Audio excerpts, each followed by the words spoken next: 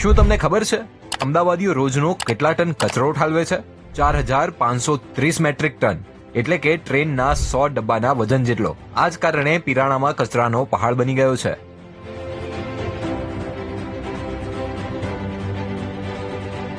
Ahmedabad zero waste city જાહેર થાય એ માટે સેપ્ટ યુનિવર્સિટી સહિત 5 શૈક્ષણિક સંસ્થાઓએ પ્લાન બનાવ્યો છે. ટીમનો ટાર્ગેટ છે ઓલિમ્પિક 2036 પહેલા કામ પાર પાડવાનો. આ પ્રોજેક્ટને નામ આપ્યું છે circular economy in solid waste management in Indian cities. पहला 2 साल जो है जितना भी सेग्रीगेशन हो उसको फोकस करते हुए फिर हम क्या करेंगे, वेस्ट टू एनर्जी पे फोकस करेंगे. फिर उसके बाद 2034-35 में हमारा ये है कि जो लैंड फिलिंग है, जो हमारा ऑलरेडी पिराना है, उसको क्लियर कर देंगे. विदेश से भी जो अच्छे अच्छे जगह पे जिससे कामयाबी मिली है वो स्वीडन करके है.